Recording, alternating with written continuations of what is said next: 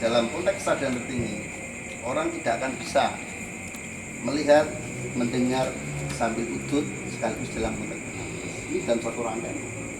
Ini kalau nggak ada bunyi rasa di dalam rasanya Mas Gepeng pun tidak akan nyari. Allahu Akbar.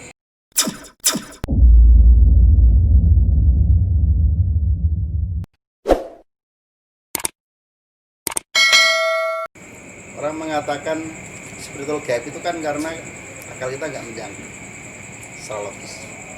Padahal Tuhan itu menciptakan masuk akal semua. Padahal Tuhan itu mencipta apapun itu, meskipun ini sebuah udara yang tidak kasat mata. Ini aja saudaranya oksigen kok, ya kan? Dan kita tidak pernah heran karena kita semua meyakini dan mengamini bahwa udara yang namanya oksigen ini menghidupi dari semua unsur kehidupan yang ada di semesta. Sehingga sugesti dalam pikiran kita sudah tidak melihat gaib lagi apa yang namanya udara. Semua bukannya pen. Oh, mau kerso nyantai aja. Katanya yo. Di pantai ini rawa pun kita jenengan kan nyimpen. Pria, mata ilmu dhuwur kan kebun kan. Nah, pada waktu udara-udara ini merupakan salah satu zat dari ciptaan yang kuasa dan kita sudah bisa menerima secara logika. Ternyata oksigen ini sesuatu yang tidak terlihat tapi bisa menghidupinya. Tapi karena ini sudah menjadi yang namanya apa istilahnya umum, sehingga kita tidak perlu yang namanya gumun atau mungkin mencari kok bisa jadi oksigen ini gitu. Karena kita sudah bisa menerima. Ya, sebenarnya kayak itu bagaimana mewujudkan sesuatu yang tidak wujud bisa diterima oleh akal dan pikiran kita. Apapun itu bentuknya. Ya seperti handphone itu gaib. Kenapa? Orang-orang ada suaranya. Tapi karena ini sudah menjadi teknologi, bisa dilogikakan secara nalar. Akhirnya kita menganggapnya bukan sesuatu yang gaib. Itu HP masalahnya. Oh iya. Ya kan? Terus televisi, ya kan? Kita nggak usah naik pesawat sampai Amerika, kita tahu kondisi di sana seperti apa. Dulu babut kita dalam gunung meditasi untuk ngerti keadaan di luar dari pulau Jawa. Ya mungkin menggunakan media air misalkan. Dan itu semua memang terwujud dari yang namanya sir yang terkonek pada imajinatif di pikiran kita. Sir kan rahasia. Kenapa? Sir rahasia. Ya pada waktu itu tidak bisa sampai ke wujud. Ya, sirnya sifatnya kan dalam. Sir atau angen-angen. Pada waktu angen-angen ini sudah menjadi yang namanya zat atau energi. Baru bisa dikatakan sebagai wujud, baru bisa dinamakan sebagai bentuk. Oh ini loh, ya, ciptaan-ciptaan yang maha kuasa yang dalam tanda kutip ini sebuah gaib, tapi bisa dilogikakan dan akhirnya berkembang menjadi namanya teknologi.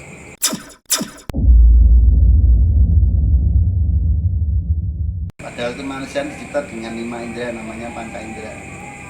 Ada melihat, mendengar, meraba, merasakan, mencium.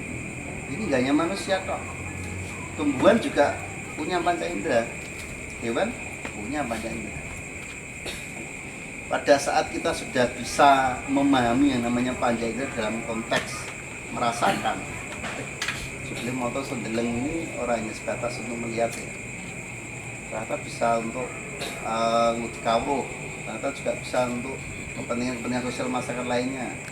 Sehingga mata-mata yang diberikan Tuhan ini tidak hanya sebatas kebutuhan urip personal, satu untuk membaca dan akhirnya menjadi ilmu dan wawasan. Pada saat kita sudah bisa memahami per indera inilah, sehingga cakra-cakranya akan membuka secara otomatis tanpa harus dijilai melakukan beberapa ritual atau melakukan tapa berata yang ini spiritual. Ini kesadaran. Nah, untuk membuka panca indera ini jalannya macam-macam. Salah satunya ada meditasi, ada lewat mungkin syariat ya, mau tirakat, mau wirid dan sebagainya. Ini proses pengenalan atau mengikat panca indera kita. Kalau ini sudah kita pahami, otomatis masuk indera ke-6. Apa ini indera ke-6? Kita mengatakan sebagai supranatural. Di dalam indera ke-6 ini menggunakan yang namanya feeling dan insting. Apa yang dilakukan panca indera itu muaranya jadi indera keenam sebagai kesadaran spiritual. Anak wis duwe feeling, duwe insting, ya kan? Dia bisa menerapkan rasanya, bisa juga tertolong karoan lainnya. Buat indera keenam.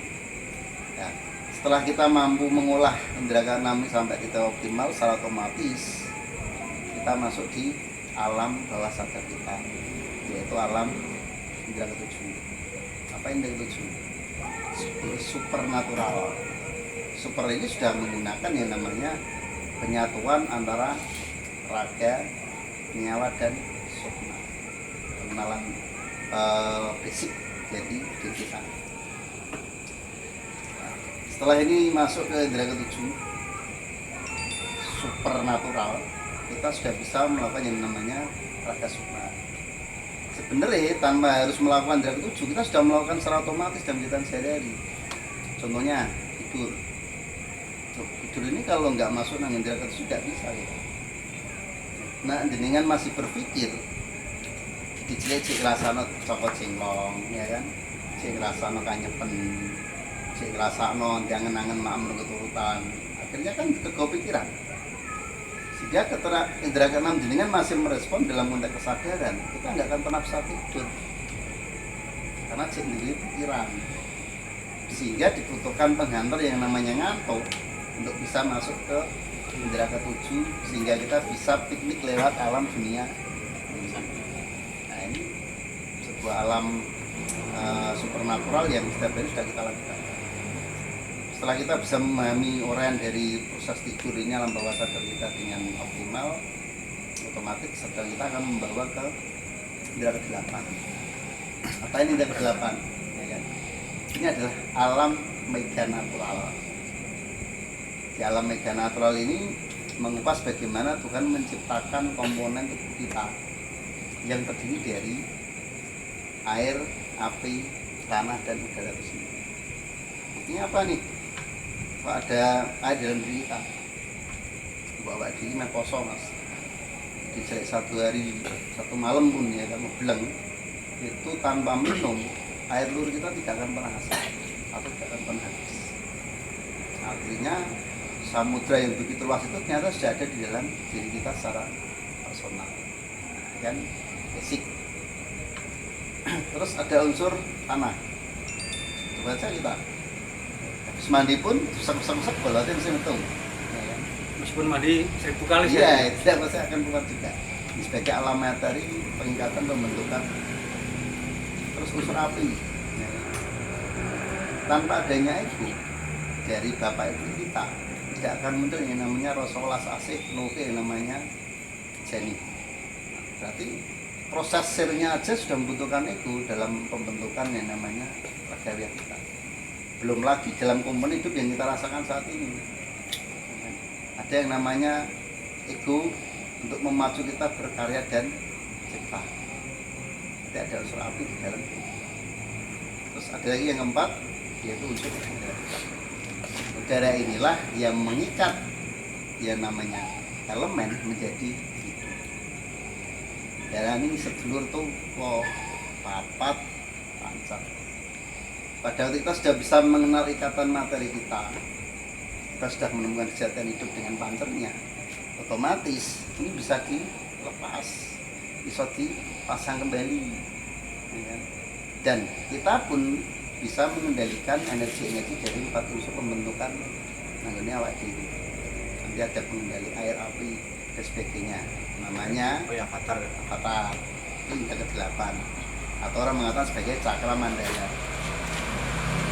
Setelah kita mampu mengurai bagaimana pusat bentuk dan bisa mengendalikan sir-sirnya ini, masuk ke cakra ke-9 kosmik. Kosmik ini sudah melakukan yang namanya pembelajaran teleportasi dan telepati termasuk teledimensi. Nak terbabut ngarani moksa. Ini kan proses bagaimana dia melepaskan ikatan 4 materi ini menjadi hilang terus wujud ke material kembali. Jalanan lintas dimensi. Masuk ke indera ke-10. Apa ini? Manunggaling kalau Gusti. Itu sudah tidak ada yang namanya pelepasan antara rasa sang pencipta dengan rasa secara personal. Ini ada kesempurnaan hidup.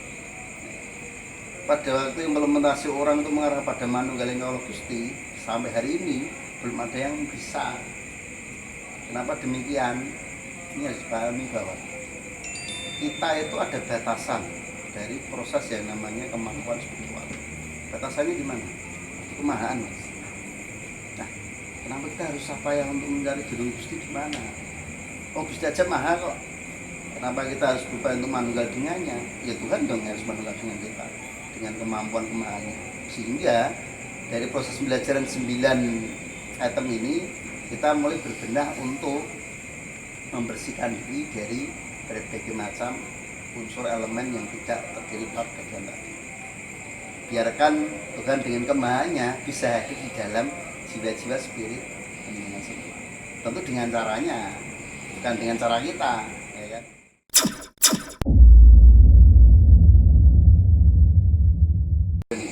Karena sudah biasa, semua melakukan strategi.